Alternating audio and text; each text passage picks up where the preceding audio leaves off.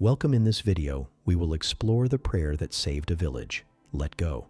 In a forgotten corner of the earth where the sky stretched wide and the wind whispered stories through the cracked soil, there was a village that had not seen rain in nearly a year. The rivers had receded into memory, and the crops bent their backs in surrender. Children no longer played barefoot through the fields, and the laughter of youth had been replaced by silence, thick with fear.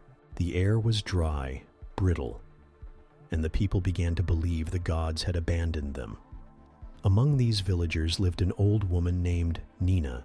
Her skin was a map of years, marked with creases from a lifetime of sun, sorrow, and sacred wisdom. She had lived through famines, through floods, through births and burials. But never before had she seen the land this barren, or the people this broken. Nina was not a chief, nor a healer. She was simply a grandmother.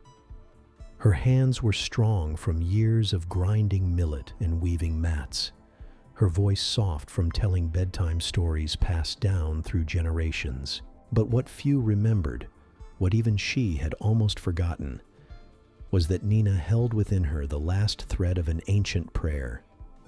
This prayer was not written. It could not be found on parchment or inscribed in stone. It had been passed from grandmother to granddaughter, mother to child, through breath and silence, in the space between heartbeats. It was a sacred connection to the ancestors, a spiritual calling meant only for times of great need. And the need was now. On the 79th day of the village's despair, a small girl named Amari tugged at Nina's skirt. Her eyes were sunken, her voice barely more than a whisper. "Grandmother, will the sky ever cry again?" Nina looked down at her. In that moment, something stirred in her memory. A sound, a scent, a song long silenced. She did not answer Amari with words. Instead, she rose slowly, each bone an echo of age, and walked to the back of her small hut. There, buried beneath layers of cloth and time, was a bundle. She had not touched it in decades. Inside were her grandmother's beads, smooth with use, and a piece of leather, soft with wear, inscribed with a single symbol, the sign of the rain spirit. She held the beads close to her chest and closed her eyes. Nina remembered. She was a child again, kneeling beside her own grandmother, listening as the wind carried voices from long before her time. That night, under a silver moon, her grandmother had whispered, "This is not just a prayer for rain, my child. It is a promise, a return. You must only speak it when the land has forgotten us, and we have forgotten ourselves. Then and only then will the sky listen." The next morning, Nina stood at the village square. Her back was bent, her steps slow, but her voice, when she spoke, was clear. "Bring your children, bring your water jars, bring your silence. It is time." Some villagers scoffed. They had prayed, fasted, offered grain at the shrines. What could an old woman do now? But others came, out of memory, out of hope, or perhaps out of the quiet desperation that grows when there's nothing left to lose. They gathered under the lone baobab tree, its roots exposed like pleading fingers. Nina knelt. She placed the beads upon the earth and began to chant. Not loudly, not theatrically, but with a reverence that wrapped around every word. The language was old, lost to most, but its melody struck something deep within the listeners. It was not just words, it was a remembering. One by one, the villagers closed their eyes. Mothers wept.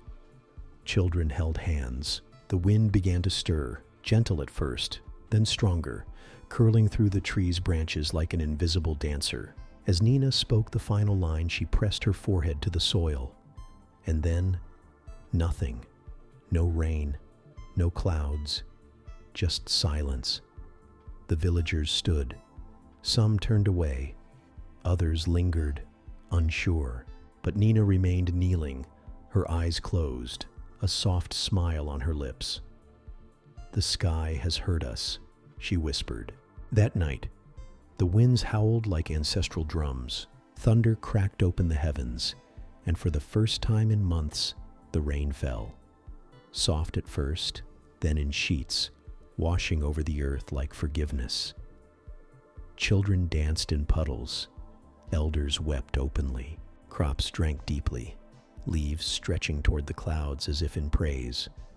Nina sat in her doorway, watching. Amari climbed onto her lap, her hair wet, her face glowing. "You made the sky cry, grandmother." Nina smiled, pressing the beads into Amari's small hand. "No, child. We remembered how to ask." And in that moment, a new thread was woven into the tapestry of their people, a promise passed on, a prayer reborn. The rain did not just save the land, it revived their faith, their unity, their story. And at its center was the whisper of a grandmother who remembered.